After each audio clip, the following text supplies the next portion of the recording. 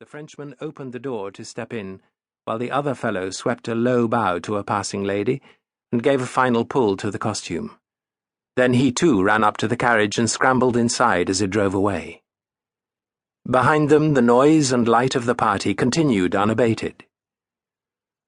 The priest smiled warily at the hooded men. He saw that they were both laughing, still out of breath. It had reassured him to hear one of them speaking in an accent. They were probably Catholics.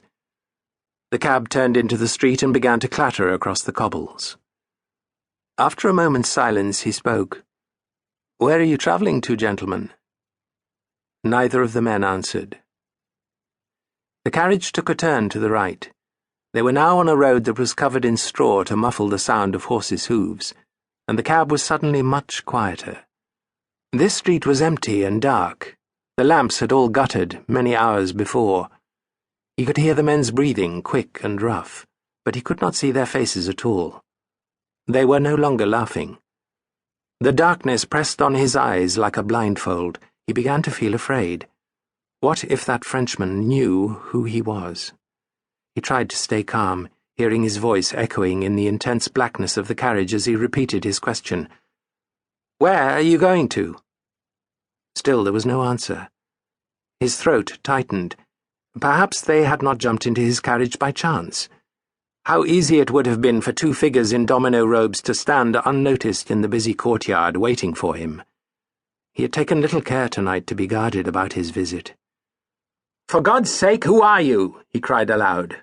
"What do you want?" Neither sound nor movement from the two strangers. Suddenly the priest heard a rustle of fabric and a shuffle of feet. He shrank away, but felt the wall of the carriage against his back. He opened his mouth to call out when a hand came out of the darkness to silence him. He was struck violently onto the floor, and the back of his skull cracked against the seat. He felt a wave of dizziness. One of the men was upon him, pinning his body down.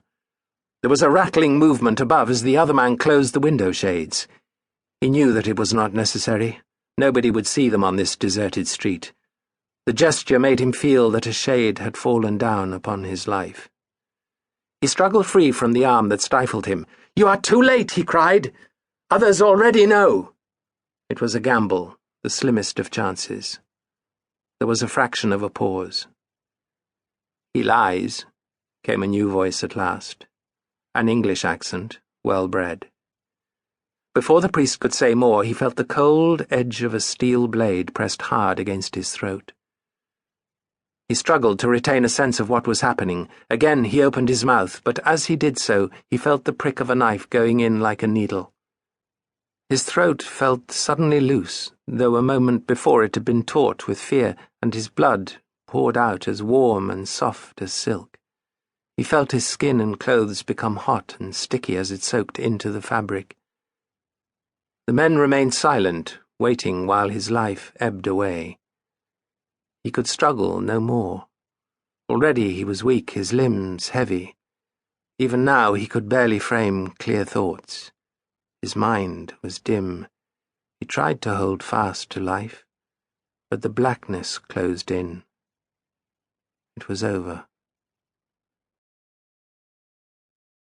Chapter 1. In tasks so bold can little men engage.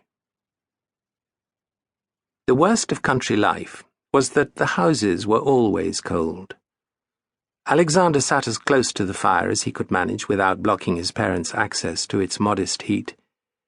He suspected that his mother, at least, was suffering, but that she stayed further back to allow him most of the warmth. Outside it was either snowing or raining. Alexander could not be sure which. It had been dark since 3 o'clock. They had dined at noon, tea had been brought in at 4, and there were still another 3 hours before bed. His father had not allowed him to go to his chamber to write because the fire had been overlooked during the afternoon and had burned out. He had not finished 20 lines of verse since Christmas, nearly a month ago. The Georgics was open on his lap, and he had been reading the same poem for 2 hours. Virgil was all very well when Alexander was feeling that he, too, might write a poem as good as the Aeneid. But tonight Virgil's youthful verses reproached him. "Will it always be like this if I..."